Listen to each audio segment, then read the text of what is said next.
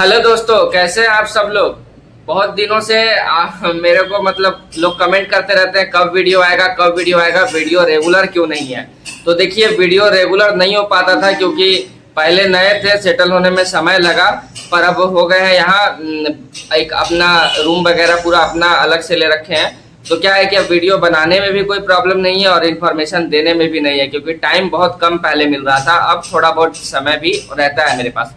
अब जैसे कि आज सैटरडे है, तो आज हाफ डे था, तो आने के बाद अपना रूटीन वगैरह सब करना रहता है।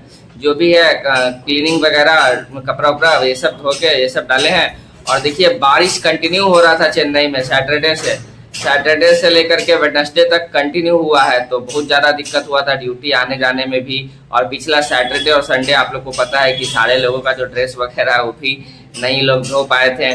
बाकी पूरे दिन तो ड्यूटी रहती है, तो कहाँ से संभव हो पाएगा, समय का बड़ा वो हो जाता है। देखिए, मैं आज इस वीडियो में आप लोगों को कुछ बताना चाहूँगा कि आप जैसा कि देख सकते हैं कि नया वाला जो टेक्नीशियन का फॉर्म भराया था, उसका फॉर्म एक्सेप्टेड का जो मैसेज है वो आ चुका है।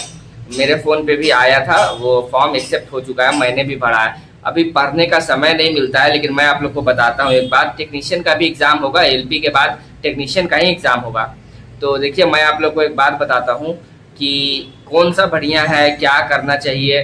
देखिए, आप अपनी तैयारी को एकदम मतलब धुआंधार रखें, किसी भी चीज़ में कमी ना करें। मैं जब पढ़ता था तो मैं आपको बताता हूँ कि मैं अपना प्रिपरेशन किया ऑनलाइन। मैं पूरा ऑनलाइन ही पढ़ा था, ऑफलाइन में कभी कहीं नहीं गया था। पटना में रहता हूँ मैं, तो हमेशा मैं ऑनलाइन ही क्लास किया था। तो ऑनलाइन क्लास करने के बाद अलग अलग टीचर से पढ़ा था, वो मैंने बताया है पहले किन की टीचर से मैं पढ़ा था। साइंस के लिए नीरज सर बहुत अच्छे हैं, साइंस मैग्नेट। और मैथ्स के लिए आप प्रैक्टिस के लिए कहीं से भी लगा सकते हैं। और अगर आप बेसिक पढ़ रहे हैं तो जहाँ से पढ़ रहे हैं वहाँ से पढ़ लीजिए, उसके बाद आप क्वेश्चंस को प्रैक्टिस कीजिएगा। बिना क्वेश्चन प्रैक्टिस के आपका स्पीड नहीं बन पाएगा, एक्यूरेसी नहीं आएगा, रॉन्ग बहुत ज़्यादा होगा, उतनी जल्दी सोच नहीं पाइएगा। वो हो गया। फिर रीजनिंग के लिए आप प्रैक्टिस अपना करते रहिएगा, जो भी चीज़ है देखते रहिएगा। जीके जीएस ज़्यादा नहीं आता है, लेकिन आप अच्छे से पढ़ लीजिएगा। जीके जीएस भी 6 मंथ का आप एकदम अच्छे से पढ़ लीजिए। उसके बाद आपको समय मिलता है तो आप 7-8 ऐसे करके अपना पढ़ाते जाइएगा। जैसे प्रीवियस 6 मंथ का कर लीजिए, उसके बाद जो जस्ट उसके पिछला मंथ है, फिर पिछला है, ऐसे कर करके आप 1 ईयर तक अगर आपको हो सके तो आप करने की कोशिश कीजिएगा। क्योंकि आपको पता है कि रेलवे में जो पोर्शन है वो पूरा उसमें फिजिक्स, उसमें मतलब सोशल साइंस का कुछ नहीं आता है, बस करंट अफेयर्स ही आता है, वो भी तगड़ा तगड़ा पूछा जाता है, नंबर वाला सब आता है, मतलब बैंक कैसा करंट अफेयर्स आता है। तो अब मैं आप लोगों से कहना चाहता हूँ कि जो टेक्नीशियन का है या एलपी का, मैंने आपको तैयारी के लिए कुछ अभी बताया। आप उसके बाद क्या करें कि टेक्स्ट बुक पे अपना टेस्ट को लगाते रहें। टेक्स्ट बुक पे जो आपका प्रैक्टिस है एकदम उसको करते रहें। जो भी गलती हो उसको नोट डाउन करें, उसको बार बार पढ़ें। आपने कोई क्वेश्चन गलत टिक किया है तो आपके मन में उसका आंसर वही है, आप उसको लिखें और बार बार थॉरली पढ़ते रहें। वो बहुत ही ज़्यादा ज़रूरी है। मैं साइंस में कुछ क्वेश्चन को दोबारा गलत किया था तो बहुत ख़राब लगता था कि देखिए दोबारा फिर से गलत हुआ। उस कारण से रैंक वैंक पे भी अपना ध्यान देते रहिए, क्योंकि देखिए मौका बार बार नहीं मिलेगा। एक बार हो जाएगा आपका तो बहुत हद तक परेशानी वगैरह सब खत्म हो जाएगा। देखिए, जीवन में समस्या हमेशा रहता है, लेकिन आप कहीं ना कहीं जो बेरोजगारी का वो है स्टैम्प, उससे बाहर निकल जाइएगा। आप अपना एक जॉब लेकर के सिक्योर हो जाएगा। उसके बाद फिर आपको लाइफ में जो भी करना होगा आगे आप कर सकते हैं, कोई दिक्कत तो है नहीं, आपको जो अच्छा लगे। देखिए, मैं आप लोग को ये कहना चाहता हूँ कि एएलपी और टेक्नीशियन में कुछ मैं आपको बताना चाहता हूँ। जैसे अभी आया है एएलपी का, आप घर के पास फॉर्म भर रखें या घर से दूर भर रखें, इससे कोई फर्क नहीं पड़ता है। आप अपना पढ़ाई जारी रखिए, कहीं भी आपका जॉब हो जाएगा, सब जगह इक्वली वैल्यू है, ऐसा कुछ है नहीं। आपका जहाँ पहले हो जाए वही आपके लिए सबसे बेस्ट जगह है। देखिए, मैं चेन्नई आया हूँ, मेरे लिए मैंने आज तक कभी कोई काम वाम नहीं किया था, पहली बार मैं यहाँ आया हूँ। और पहली बार मुझे जो पैसा मिला है, जो मैं कमाया हूँ, वो सरकार की ही तरफ से हमको मिला है। मतलब जो मेरा सैलरी आया था वही। अब देखिए, आप लोग ये सब मत पूछिएगा कि सैलरी कितना आया, क्या आया, ये सब बताना ठीक नहीं है। मैं आपको बस यही बताना चाहता हूँ कि आप अपनी लाइफ को किसी भी तरह से सिक्योर कर लें, अच्छा सा तैयारी करके एग्ज़ाम निकाल लें। जो भी गलती हो टेक्स्ट बुक पे उसको पूरा एनालाइज करें, गलती कैसे हुआ, मतलब उसको सही क्या है वो आप पूरा प्रोसेस लिखें। उसके बाद उस जैसे मान लीजिए मैथ्स के आप कुछ क्वेश्चंस कर रहे हैं तो बहुत बढ़िया से उसको एनालाइज कीजिए, गड़बड़ होता है तो रीजनिंग का कोई गलती हो गया, आसान क्वेश्चन तो एकदम ध्यान रखिए। ऐसे ऐसे करते करते जैसे जैसे आप मॉक में गलतियां करते जाएंगे, उसको सुधारते जाएंगे, आपका जो कॉन्फिडेंस लेवल है और आपका जो रैंक है, रैंक घटता जाएगा, कॉन्फिडेंस लेवल बढ़ता जाएगा। बहुत ही अच्छा आप परफॉर्म कीजिएगा एग्जाम में। देखिए एग्जाम में अच्छा परफॉर्म करना बहुत ज़रूरी है। अभी नए नए जेई के कैंडिडेट्स आए हैं मेरे जहाँ हम पोस्टिंग है वहाँ, तो देखिए हमें भी कहीं ना कहीं लगता है कि हमने भी बहुत पढ़ाई किया तो जेई क्यों नहीं बन पाए, टेक्नीशियन ही क्यों रह गए। तो कहीं ना कहीं एजुकेशनल क्वालिफिकेशन बैरियर बनता है। कहीं ना कहीं हमने छोटे पर ही ध्यान रखा कि बस किसी तरह से ये मिल जाए वही बहुत है। तो हर आदमी अपने अपने हिसाब से चलता है। किसी ने अगर मान लीजिए पॉलीटेक्निक कर रखा है तो वो चाह करके भी कैसे आईटीआई फिर मतलब टेक्नीशियन बन पाएगा। टेक्नीशियन के लिए ओनली एंड ओनली आईटीआई।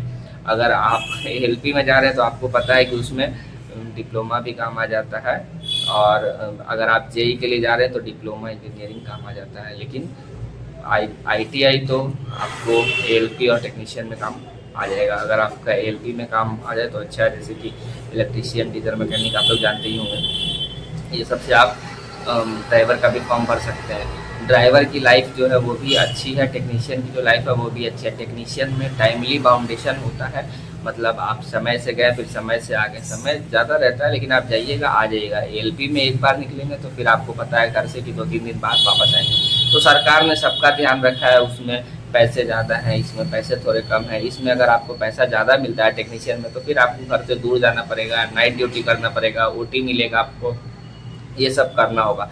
तो ये सब सबके लिए है, सिर्फ आपके लिए ही नहीं है।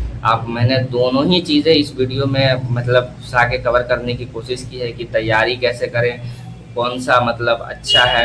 मैं अपना बता रहा हूँ कि सब कुछ ठीक है, आप लोग मेहनत करते रहें, आप लोग का भी हो जाएगा। बहुत ज़्यादा हमको मैसेज आता है कि तैयारी कैसे करें, कौन सा बुक फॉलो करें। देखिए आपको रास्ता चुनना है, आपके पास वक्त है। मेरे हिसाब से तो अभी जो लोग मॉक टेस्ट लगा रहे हैं, पूरा धरा मतलब एकदम रगड़ के मॉक टेस्ट जो लगा रहे हैं वही सबसे अच्छा कर रहे हैं। क्योंकि देखिए आपको पता है कि फाइनली आपको आगे चल के मॉक टेस्ट ही लगाना है जिससे आपका सिलेक्शन होगा। अगर आप वो अभी से लगा रहे हैं तो बहुत अच्छी बात है। देखिए पढ़ना हमेशा है, आपको हमेशा कोई ना कोई टॉपिक में डाउट रहेगा ही, कुछ ना कुछ आपको नहीं आएगा, वो पढ़ते रहना ही है। उसके अलावा पर डे मॉक लगाना जो है वो रामबाण आपके लिए साबित होगा। आप देखिएगा मैं मॉक टेक्स्ट बुक पे लगाया था, आप टेक्स्ट बुक और ओली बोर्ड दोनों का लगा लीजिएगा, सही रहेगा। ओली बोर्ड पे भी अगर आपको मन करे तो, वरना टेक्स्ट बुक पे लगाइए, हर तरह का वहाँ मॉक आते रहता है। लाइव वाला तो पक्का दीजिएगा, क्योंकि देखिए लाइव वाले में वो जो मॉक होता है एक जो फुल लेंथ रहता है, उसमें क्या है कि लड़के पहले से भी दे के बैठे हुए रहते हैं, कोई लड़के 1-2 बार भी देते हैं, पर रैंक पहली बार लिया जाता है। लेकिन लाइव वाले में आपको अपना पता चल जाएगा, और जितने भी पढ़ने वाले लड़के रहते हैं सब अपना लाइव टेस्ट तो देते ही देते हैं।